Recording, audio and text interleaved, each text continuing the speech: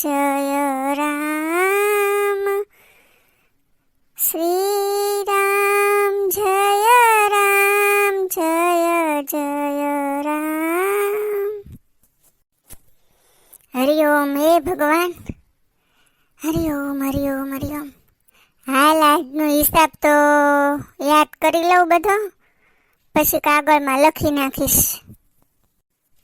2000 રૂપિયા દૂધના, 1000 રૂપિયા લાઇટ બિલ, 7000 રૂપિયા કરિયાણું, પછી ગેસ લાઈનના 800 રૂપિયા. મમ્મી શું કરો છો તમે? આ જો ને આ મહિનાનો હિસાબ કરતી હતી. હા ઠીક. હવે હું એમ પૂછવા આવી કે સાંજે જમવાનું શું બનાવું એમ. બપોરનું કાંઈ પડ્યું છે? હા, થોડાક દાળ ભાત પડ્યા છે. હા તો એક કામ કર, મને છે ને દાળ ભાત થઈ રહેશે. તમારા ભાઈ બહેનને જે ખાવું હોય ને એ બનાવી નાખો. હા સારું મમ્મી. અને કાલે જે દૂધ બગડી ગયું હતું ને એનું મેં છે ને પનીર બનાવી નાખ્યું, એટલે ફેંકી નહોતું દીધું, એટલે તમે ચિંતા ન કરતા એમ. એટલે ઈ પનીરનું શાક બનાવી નાખું અને પરોઠા. ભાઈને પનીરનું શાક બહુ ભાવે છે. હા મારી દીકરી બહુ સમજુ છે. હા સારું, તું છે ને પનીરનું શાક ને પરોઠા બનાવી નાખ ને મારે તો દાળ ભાત ચાલશે. સારું મમ્મી, પણ હું શું કહું મમ્મી, હું થોડુંક શાક લઈ આવું. આ પનીરના શાકમાં ગ્રેવી બનાવવા અને થોડુંક શાક તો જોશે ને. હા લઈ આવજા. તો મને પૈસા આપો મમ્મી. હા જો રસોડામાં ફ્રીજ ઉપર પાકીટ છે ને એમાંથી પૈસા લઈ લે તું. અને હું શું કહું મમ્મી, આપણે આ બાજુની ગલીમાં માર્કેટ ભરાય છે ને ત્યાં હું નહીં જાઉં. ઓલી મોટી માર્કેટ છે ને ત્યાં હું જઈશ. અહીંયા આમ બાજુની ગલીમાં માર્કેટમાં છે ને મમ્મી બહુ મોંઘું શાક હોય, એટલે ઓલી માર્કેટમાં થોડુંક સસ્તું હોય તો હું ત્યાંથી શાક લઈ આવીશ. હો ને? હા બેટા, સાવ સાચી વાત છે તારી. અને જો 2-4 જગ્યાએ બધે ભાવ પૂછીને ફરીને પછી શાક લેજે, એટલે આપણને જે 2 પૈસાનો ફાયદો થાય. હા બેટા? હા મમ્મી હા, એમ તો મને શાક લેતા આવડે છે, સસ્તું અને સારું. હા બેટા. અને મમ્મી હું મોટી માર્કેટે ચાલીને જઈશ ને ચાલીને આવીશ, એટલે થોડીક વાર લાગશે, એટલે તું છે ને ચિંતા ન કરતી. એ ચિંતા નહીં કરું, તું તારે એમ જ આવજે. હને? હા તો હું પૈસા લઈ લઉં અને શાકની થેલી લઈ લઉં, પછી નીકળું. હા જો ફ્રીજ ઉપર મૂક્યા છે પૈસા. હા હવે હું યાદ કરવાનું તું? આ ભોલીની વાતમાં તો હિસાબે ભૂલાઈ ગયો. હા ફરીથી હિસાબ કરવો પડશે. આ 2000 રૂપિયા દૂધના, પછી 1000 રૂપિયા લાઇટ બિલના ને 7000 કરિયાણાના, અને પછી શું હતું 700 રૂપિયા ગેસ કનેક્શનના, અને 1000 રૂપિયા મારા દવાના. હા 1000 રૂપિયા મારા દવાના. જય શ્રી કૃષ્ણ મમ્મી. અરે જય શ્રી કૃષ્ણ બેટા, આવ. મમ્મી તારી તબિયત કેમ છે? હવે સારું છે બેટા, ઘણું સારું છે. હા દવા બરાબર લે છે કે નહીં? હા દવા બરાબર લેતી હોવ તો જ સારું હોય ને બેટા. હા તો સારું. હા બેટા તું આવીશો ને તો હવે રોકાય જ જાજે. જો ભોલી છે ને પનીરનું શાક ને પરોઠા બનાવવાની છે તો તું ખાઈને જ જાજે. મમ્મી હું જરૂરી વાત કરવા માટે આવી છું, બેસવાનો ટાઈમ નથી મારી પાસે. જરૂરી વાત? હા શું છે બોલ. તમને તો ખબર છે ને મારા દેરના લગ્ન નજીક આવે છે. હા ખબર છે. કાલે તારા સાસુ સસરા આવ્યા હતા અને કંકોત્રી આપીને ગયા. તો હું છે ને એટલા માટે આવી છું કે મારે મામેરું અને થોડીક પેરામણીની વાત કરવી હતી તમારી યારે. હા તો બોલ ને બેટા. મમ્મી આ પેરામણી મામેરું કરવાનું છે તો તે કઈ તૈયારી કરી કે નહીં? અરે બેટા એમાં શું તૈયારી કરવાની હોય, બધાને કવર આપી દઈશ. ઠીક છે મમ્મી, તું કવર આપે ને તો 51 રૂપિયા નાખીને ન બેસી જતી. ખબર છે ને મારા સાસરિયાનો મોભો કેવો છે. એ લોકો બહુ પૈસાવાળા છે, સમજશે નહીં. પણ બેટા તને તો ખબર છે ને કે ભાઈનો પગાર ટૂંકો છે, એટલે આપણે તો આપણા પ્રમાણે જ દેવાનું હોય. તારું સાસરું ભલે ને લાખોપતિ હોય, પણ અમે પોગીએ એ આપશું. મમ્મી તારે કરકસર કરવી હોય ને તો ઘરમાં કરજે, પણ મારા દેરના લગ્નમાં એવી પેરામણી કરજે ને કે બધા જોતા રહી જાય, બધાની આંખો ફાટી જાવી જોવે વસ્તુ જોઈને. હારું બેટા, તારા દેરના લગ્નમાં અમે પેરામણી એવી કરશું કે તારે આખી જિંદગી કાંઈ સાંભળવું ન પડે. સારું તો ચાલ મમ્મી હું જાઉં. અરે બેટા આવી છો તો કઈક ચા નાસ્તો કરીને જા ને બેટા. અરે મમ્મી હજી લગ્નની કેટલી બધી તૈયારી કરવાની બાકી છે, આમ બેસી રહીશ ને તો કાંઈ નહીં થાય. એ સારું જા, લગ્ન પતી જાય ને પછી આવજે અઠવાડિયું રોકાવા. હા મમ્મી, અને ભોલી આવે ને તો મારી યાદી આપજે. જય શ્રી કૃષ્ણ. હા બેટા જય શ્રી કૃષ્ણ. હે ભગવાન, આ પેરામણીના મામેરાના રિવાજો કોણે રાખ્યા હશે? એક તો ઘર માંડ માંડ હાલતું હોય ટૂંકા પગારમાં, અને માંડ માંડ કરીને બે છેડા ભેગા કરતા હોય. બોલો, આ પાછા ભીખીના દેરના લગ્ન આવ્યા, એને પેરામણી તો કરવી જ પડશે, અને પાછી એવી કરવી પડશે ને કે છોકરીને સાંભળવું ન પડે કાંઈ. આ બધું કેમ કરશું? મને તો બહુ ચિંતા થાય છે. લે ભોલી આવી ગઈ તું શાક લઈને? હા મમ્મી આવી ગઈ, અને ફ્રીજ ઉપર 200 રૂપિયા હતા ને એમાંથી હું 100 રૂપિયા જ લઈ ગઈ હતી. મમ્મી આ શાકભાજી તો કેટલું મોંઘું બાપા, શાકભાજીનું તો નામ લેવાય એમ જ નથી મમ્મી. સાચી વાત છે બેટા, આ મોંઘવારી જેટલી બધી વધી ગઈ છે તો પછી શાકભાજીના ભાવ તો વધવાના જ ને. શાકભાજીના હું બધી વસ્તુના ભાવ વધવાના. બીજું તો ઠીક મમ્મી, આ લીંબુ 40 ના 250 ગ્રામ છે. આ તો પછી લીંબુ નહોતા લાવવા ને બેટા, આપણે દાળ શાકમાં આંબલી નાખી દેત. શું મમ્મી કે આંબલી થોડી સારી લાગે શાકમાં? લીંબુ તો થોડુંક જોવે ને, અને લીંબુ તો હું તો એટલા માટે લાવી છું કે તમને ઘડીએ ઘડીએ બીપી લો થઈ જાય છે. બેટા મને બીપી લો થઈ જઈશ ને તો હું એક ચોકલેટ ખાઈ લેત, પણ તારે લીંબુ નહોતા લાવવા. મમ્મી ચોકલેટ કે મફત આવે છે? મફત નથી આવતી, પણ લીંબુ કરતા તો સસ્તી પડે કે ન પડે? હા ઠીક છે, ચલ આ ભાઈ આવે ને એના પહેલા હું રસોઈ બનાવી નાખું. શું કરો છો મમ્મી? લે આવી ગયો બેટા? હા મમ્મી. હા સારું કર્યું. લે ભાઈ તું પાણી ઓછું પીજે હો, હજી જમવા માટે જગ્યા રાખવાની છે પાછી. હા મને લાગે છે કે આજ મારી લાડકી બેને સરસ કંઈક જમવાનું બનાવ્યું હશે. હા બેટા, આજ તો તારી લાડકી બેને પનીરનું શાક ને પરોઠા બનાવ્યા છે તારી માટે. અરે શું વાત કરો છો મમ્મી, તો આજે જમવાની બહુ મજા પડી જશે હો. હા ભાઈ હાલ તું હાથ પગ ધોઈ લે, ફ્રેશ થઈ જા, ત્યાં હું ગરમ ગરમ પરોઠા બનાવી નાખું, પછી તને થાળી પીરસી દઉં. હા હારું, તું છે ને મારી માટે પરોઠા બનાવ, હું થોડીક વાર છે ને મમ્મી પાસે બેઠો છું. હા ઠીક છે ભાઈ. ભોલી કેટલું ધ્યાન રાખેસ કા મમ્મી, આપણને ભાવતી રસોઈ વધારે બનાવે નહીં? હા અરે બેટા જો હું તને કહેતા ભૂલી ગઈ, આજ મોટી બેન આવી હતી. અરે મમ્મી મોટી બેન આવી હતી તો રોકી દેવાય ને એને. આમે કાલે રવિવાર હતો તો પછી બધા ભાઈ બેન સાથે મળીને મોજ કરત. અરે બેટા તું તો જાણે છે ને કે એના દેરના લગ્ન આવ્યા છે, તો પછી એને રોકાવાનો ને આવવાનો ને જવાનો ને ક્યાંથી ટાઈમ હોય, તું તો જાણે છે. હા મમ્મી તમારી સાચી વાત છે. આમે મોટી બેન છે, એના ઘરમાં મોટી વહુ છે, તો એની ઉપર બધી જવાબદારી હોય, એટલે રોકાવાનો ને એને ટાઈમ ન મળે એ સ્વાભાવિક છે. અરે બેટા મોટી બેન તો ઈ કહેવા આવી હતી કે એના દેરના લગ્નમાં પેરામણી બહુ સારી કરજો એમ, નહીતર એને બધા સંભળાવશે. અરે મમ્મી તમે ચિંતા ન કરો, મોટી બેનના દેરના લગ્નમાં હું એવી પેરામણી કરીશ ને કે બધા જોતા રહી જાય. પણ બેટા આટલા બધા પૈસા આવશે ક્યાંથી? ક્યાંથી શું બા, આપણા ઘરે પૈસાનું ઝાડ છે, પૈસા તોડીને પેરામણી કરી દેવાની.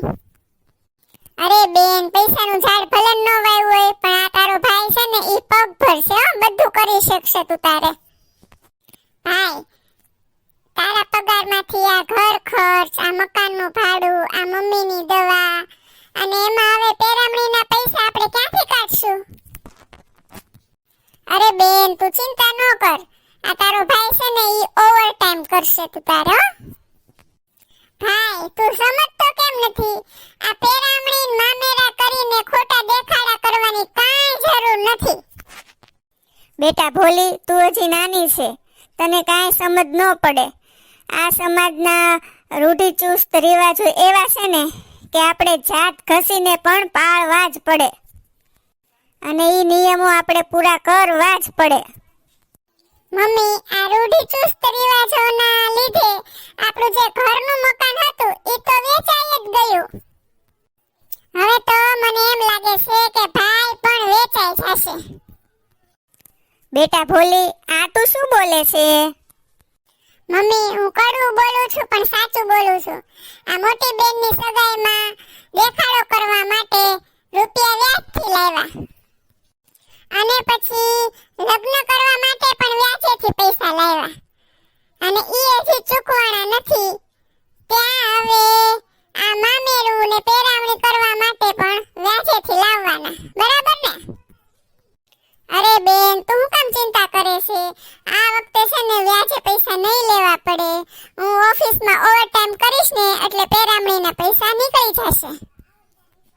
ભાઈ, તું આખી જિંદગી ઓવરટાઈમ કરીશ ને પણ આ સમાજના એવા રીતિ રિવાજો છે ને કોઈ દિવસ પૂરા જ નહીં થાય. હા બેટા, ભોલીની વાત સાચી છે. આપણા ઘરમાં કમાવા વાળો તું એક અને આ ખાવા વાળા 3 અને વરસમાં આવા કેટલાય પ્રસંગો આવે. આ બધામાં આપણે કેમ પહોંચી વળાય બેટા? હું તો પપ્પા ગુજરી ગયા ને ત્યારે દાડામાં જમાડવાની પણ ના પાડતી હતી. ના હો બેટા, એ તો કરવું જ પડે. ઓલી કહેવત છે ને કે દીકરીનો અવસર અને બાપનું 12મું એક જ વાર આવે. પણ મમ્મી, બાપ બીમાર હોય ને તો વ્યાજે પૈસા લાવીને એની દવા કરાવાય, પણ એના ગુજરી ગયા પછી વ્યાજે પૈસા લાવીને એનો દાડો ન કરાય. આ સમાજના લોકો બધા જાણે જ છે કે પપ્પાની બીમારીમાં ભાઈ ઓવરટાઈમ કરતો અને પપ્પાની દવા લાવતો અને એમનો ઈલાજ કરાવ્યો. ભાઈએ શ્રવણ બનીને પપ્પાની સેવા કરી અને પપ્પાના ગયા બાદ વ્યાજે પૈસા લાવીને દાડો કરવાની શું જરૂર? બેન, તું આ બાબતે કાંઈ ન બોલ. પપ્પાના આત્માને શાંતિ મળે ને એ માટે હું બધી વિધિ કરીશ. હવે પછી જે પણ વિધિ આવે ને એ બધી વિધિ હું કરીશ. અને મમ્મી, આ વખતે શ્રાદ્ધ આવે ને ત્યારે મારા પપ્પાને શ્રાદ્ધમાં ભેળવવાના છે. હા બેટા, તારા પપ્પાને ગયાને જોતામાં 3 વર્ષ થઈ ગયા. હવે તારા પપ્પાના આત્માની શાંતિ માટે આપણે એને શ્રાદ્ધમાં ભેળવવા જ જોવે. પણ મમ્મી, તું કહેતી હતી ને કે માણસના મૃત્યુ બાદ એક ક્ષણે એ આત્મા બીજો જન્મ લઈ લે છે. હા બેટા. તો પછી પપ્પાના મૃત્યુ બાદ પપ્પાએ બીજો જન્મ લઈ જ લીધો હશે ને? હા તો બેટા. પપ્પાએ બીજો જન્મ લઈ જ લીધો છે તો પછી આ શ્રાદ્ધમાં ભેળવીને ખોટા ખર્ચા કરવાની શી જરૂર છે? બેટા, સમાજમાં રહેવું હોય ને તો સમાજના નીતિ નિયમોને પણ અનુસરવા પડે ને આ બધા રિવાજો તો આપણા વડવાઓના સમયથી ચાલ્યા આવે છે. પણ મમ્મી, હું નથી માનતી એ સમાજને કે નથી માનતી એ સમાજના ખોટા રીતિ રિવાજોને. અને આવા રીતિ રિવાજોને હું ક્યારેય સ્વીકારીશ પણ નહીં.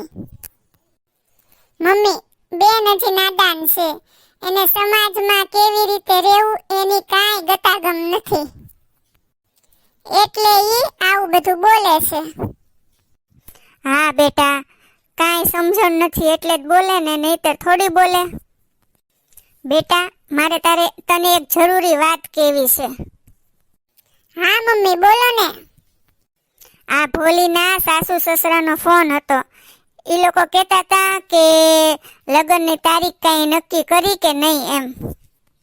હા મમ્મી, હવે તો એ લોકો પૂછે જ ને, કારણ કે ભોલીની સગાઈના લગભગ 2 વર્ષ થવા આવ્યા છે. હવે આપણે પણ એના લગ્ન જલ્દીથી કરાવી દેવા જોશે. હા બેટા, હું પણ એ જ વિચારું છું. મમ્મી, આપણે લગ્ન ધામધૂમથી ન કરીએ અને સાદાઈથી કરીએ ને તો પણ 4-5 લાખ રૂપિયા તો જોશે જ. હા બેટા, પણ આપણે આટલા બધા રૂપિયા લાવશું ક્યાંથી? મમ્મી, હું પણ એ જ વિચારું છું કે આ બધું કઈ રીતે કરું. હા બેટા, તું કહેતો તો ને કે તારો કોઈ ભાઈબંધ છે, અમેરિકા રહે છે અને એના મમ્મી પપ્પા અહીંયા રહે છે. હા બા, હું મારા ફ્રેન્ડની વાત કરતો હતો, પણ એનું શું? અને બેટા, તાર ભાઈબંધ એમ કહેતો તો કે ઈ એવા કોઈ વ્યક્તિને ગોતે છે કે એના મમ્મી પપ્પાની સેવા પણ કરે અને 2 ટાઈમ રસોઈ કરીને પણ જમાડે. હા મમ્મી, મારા ભાઈબંધના મમ્મી પપ્પા છે ને બહુ બીમાર રહે છે, એટલે ઈ એવા વ્યક્તિને ગોતે છે કે એના મમ્મી પપ્પાનું ધ્યાન રાખે અને 2 ટાઈમ રસોઈ કરીને જમાડે. હા તો બેટા, હું એમ વિચારું છું કે જો તું આ પાડતો હોય ને તો હું એના ઘરે કામે રહી જાવ એમ. એના મમ્મી પપ્પાની સેવાય કરું અને એને રસોઈ કરીને જમાડું. આમે જો બેટા, હું ઘરમાં છે ને એકલી કંટાળી જાઉં છું, તો કામનું કામ મને મળી રહે અને થોડીક આવકે થઈ જાય ઘરમાં. અરે મમ્મી, તમે કેવી વાત કરો છો? અત્યારે તમારે આરામ કરવાનો સમય છે અને તમે કામ કરવાની વાત કરો છો? ના ના મમ્મી, આપણે કાંઈ એવું કામ નથી કરવું. પણ બેટા, તું આ એકલે હાથે કેટલું કરીશ અને આ ભોલીના લગ્ન માટે આટલા બધા રૂપિયા ક્યાંથી લાવીશ? મમ્મી, તમે ચિંતા ન કરો, એની વ્યવસ્થા હું કરી નાખીશ. એક તો ભાઈ બિચારો એકલો, એમાં ભાઈનો ટૂંકો પગાર અને એમાં મારા લગ્ન આવશે. આ ભાઈ બિચારો કેવી રીતે બધે પહોંચી વળશે? શું કરું, કાંઈ સમજાતું નથી. આ ભોલીના લગ્ન પણ લેવાના છે અને માથે કરજો પણ થઈ ગયો છે. પૈસા ક્યાંથી લાવું અને ઉપરથી મમ્મીની દવા પણ ચાલુ છે. શું કરું, કાંઈ સમજાતું નથી. લેને ઓલા કાળિયાને ફોન કરું. હેલો કાળુ, હા, તું કહેતો હતો ને કે થોડા દિવસ પહેલા કે તારા પપ્પાની બંને કિડની ફેલ થઈ ગઈ છે અને તમે ડોનેટર્સ શોધી રહ્યા છો, તો તારા પપ્પાને હું મારી કિડની આપું? કારણ કે તારા પપ્પાને કિડનીની જરૂર છે અને મારે પૈસાની. તારા પપ્પાને જો હું કિડની આપું ને તો તારા પપ્પા પણ બચી જશે અને મારી લાડકી બેનના લગ્ન પણ ધામધૂમથી થઈ જશે.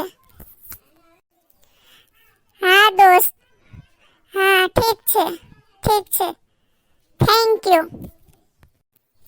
ભાઈ. તું કેટલો મહાન છે, તારી આ બેનનું ઘર વસાવા તારા શરીરનું એક અંગ આપવા તૈયાર થઈ ગયો.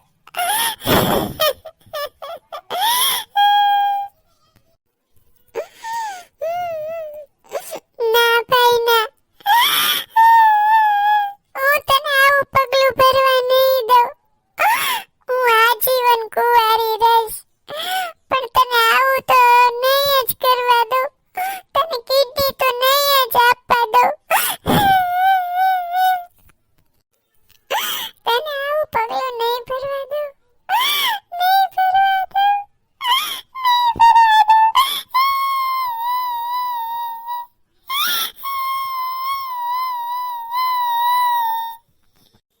જય શ્રી કૃષ્ણ મમ્મી, જય શ્રી કૃષ્ણ ભાઈ. અરે જય શ્રી કૃષ્ણ બેટા, આવ આવ. પણ આમ તું મોટી બેન અચાનક કઈક ફોન બંધ તો કરી દેવાય ને. અરે ભાઈ, એમાં ફોન શું કરવાનો હોય? આજે રવિવાર હતો એટલે મને ખબર જ હતી કે બધા ઘરે જ હશે, અને મને થયું કે હું મળી આવું. સારું છું બેટા તું આવી તો. આમે કેટલા વખતથી તું આવી જ નહોતી. આજે આવીશો ને તો બધા આપણે શાંતિથી બેસીને વાતો કરશું. મમ્મી એ તો બધું સમજ્યા, પણ આ મોજ મસ્તી કરવા વાળું મેન પાત્ર ક્યાં છે? ભોલી ક્યાં છે? એ ભોલી અને બેનપણીના લગ્નમાં ગઈ છે. જો ને હમણાં આવતી જ હશે. એ હારું, એ આવે ને ત્યાં સુધી હું રાહ જોઉં. મમ્મી તમે તો એમ કહેતા હતા ને કે એના ફ્રેન્ડના લગ્નમાં ગઈ છે. આ તો પોતે જ લગ્ન કરીને આવી ગઈ. જોવો તો ગળા મંગળસૂત્ર અને બધું પહેરીને. શેઠો મંગળસૂત્ર શું છે આ બધું? ભોલી ભોલી, આ શું તે લગ્ન કરી લીધા? હા ભાઈ, અમે કોર્ટ મેરેજ કરી લીધા છે. ભોલા કુમાર, માન્યું કે આ ભોલી તો છોકરમતમાં છે, પણ તમે તો સમજુ છો ને. ભલે આ સગાઈને 2 વર્ષ થઈ ગયા, એટલે લગ્ન તો અમારે કરી જ દેવાના હતા તમારા, પણ આ રીતે તમે લગ્ન કરી લીધા. અમે લોકો તો ખુશી ખુશી અને ધામધૂમથી તમારા લગ્ન કરવા ઈચ્છતા હતા. ભાઈ, મારા લગ્ન ધામધૂમથી કરાવવા માટે તમે તમારી એક કિડની વેચવા તૈયાર થઈ ગયા હતા. બરાબર ને ભાઈ? અરે ભોલી બેટા, તું આ શું બોલે છે? હા મમ્મી, અમારા લગ્ન ધામધૂમથી કરવા માટે મારા સાળા સાહેબ એની કિડની વેચવા તૈયાર થઈ ગયા હતા. પણ તમને બંનેને આ વાતની ખબર કેવી રીતે પડી? ભાઈ, તમે જ્યારે તમારા ફ્રેન્ડ સાથે વાત કરી રહ્યા હતા ને ફોનમાં, ત્યારે મેં બધી વાત સાંભળી લીધી હતી. અને હા, ભોલીએ મને વાત કરીને કે આવું બધું છે, તો મેં કીધું કે આપણે જલ્દી કોર્ટ મેરેજ કરી લઈએ, એટલે તમે કાંઈ આવું પગલું ન ભરો એમ, અને ખોટો ખર્ચો પણ ન કરો. ભાઈ, મેં તમને દુઃખ પહોંચાડવા માટે કોર્ટ મેરેજ નથી કર્યા, પણ આપણી પરિસ્થિતિ જોઈને કોર્ટ મેરેજ કર્યા છે. ભોલી, માન્યું કે તમે પરિસ્થિતિ જોઈને કોર્ટ મેરેજ કર્યા છે. આ વાતની તમને ખબર છે, અમને ખબર છે, પણ સમાજનું શું? સમાજમાં જ્યારે ખબર પડશે ને ત્યારે બધા એમ જ વાતો કરશે કે દીકરીએ ભાગીને લગ્ન કર્યા, મા બાપનું નાક કપાયું. મમ્મી, મોટી બેન, તમે આ કયા સમાજની વાત કરો છો? આ એ જ સમાજ છે તમારા જ પ્રસંગમાં આવીને તમારું જ ખાઈને તમારું જ ખરાબ બોલશે. જમણવારમાં આપણે 500-700 રૂપિયાની થાળી રાખીશું ને તો પણ વાતો તો એમ જ કરશે કે આ મીઠાઈ આમ હતી, આ મીઠાઈ આમ હતી. દાળમાં તો કાંઈ સ્વાદ જ નહોતો. આમ જોવા જઈએ ને મમ્મી, તો ભોલા અને ભોલીની વાત એકદમ સાચી છે. આ સમાજમાં દેખાડો કરવા જ લોકો ધામધૂમથી લગ્ન કરે છે. હા બેટા, તારી વાત સાવ સાચી છે. જો દીકરીના લગ્નમાં ખોટા ખર્ચા કરવા કરતા એ પૈસા આપણે દીકરીને ફિક્સ ડિપોઝિટમાં મૂકી દઈએ ને, તો એના નબળા સમયમાં એને જ કામ આવે. હું તો એવું જ માનું છું કે દેણું કરીને બીમાર માતા પિતાની દવા કરાવાય, પણ દેણું કરીને માતા પિતાનો દાડો ન કરાય. આ લેણું કરીને સંતાનોને ભણાવાય, પણ લેણું કરીને સંતાનોના ધામધૂમથી લગ્ન ન કરાય. હા કુમાર, તમારી વાત સાવ સાચી છે. આ સમાજના અમુક રૂઢિચુસ્ત રિવાજોને ધ્યાનમાં રાખીને રહેશું ને તો આખી જિંદગી લેણામાં વહી જશે. હું તો કહું છું, ક્યાં સુધી આ રૂઢિચુસ્ત રિવાજોમાં મધ્યમ વર્ગ પીસાતો રહેશે? જ્યાં સુધી આ સમાજના લોકો ખોટો દેખાડો કરવાનું બંધ નહીં કરે ને ત્યાં સુધી આ મધ્યમ વર્ગની દરેક વ્યક્તિ આ રૂઢિચુસ્ત રિવાજોમાં પીસાતી જ રહેવાની છે.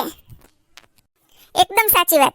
જો આપણી પાસે પુષ્કળ પૈસા હોય ને તો આવા પ્રસંગો આપણે ધામધૂમથી કરવા જ જોઈએ, પણ જો આપણી પાસે પૈસા ન હોય તો દેખાડો કરવા માટે લેણું કરવાની જરૂર નથી. આ રૂઢિચુસ્ત રિવાજોમાં મધ્યમ વર્ગનો વ્યક્તિ લેણામાં જ જીવે છે ને લેણામાં જ મરી જાય છે. એટલે જ મારી જેમ પ્રેક્ટિકલ બનો અને રૂઢિચુસ્ત રિવાજોને નાબૂદ કરો. મમ્મી, તો હવે તમે અમને આશીર્વાદ આપશો કે નહીં? હા બેટા, જરૂર. સુખી રહ્યો, ખુશ રહો, દૂધો નાવ, પૂતો ફલો. ભગવાન તમારી બધી ઈચ્છા પૂરી કરે. ભોલી, એક ગીત ગાઈ લે હવે જલ્દી જલ્દી ફટાફટ. शायद मेरी शादी का ख्याल दिल में आया है इसीलिए मम्मी ने मेरी तुम्हें चाय पे बुलाया है. अरे नहीं नहीं बाबा, चाय नहीं पीना. तौबा मेरी तौबा, माफ कर देना. इन्हीं अदाओं पर तो हाय अपना दिल लाया है इसीलिए मम्मी ने मेरी तुम्हें चाय पे बुलाया है. મિત્રો, અમારો આ સામાજિક વિડિયો જો તમને ગમ્યો હોય તો લાઈક, શેર અને સબસ્ક્રાઇબ જરૂર કરી દેજો. ધન્યવાદ.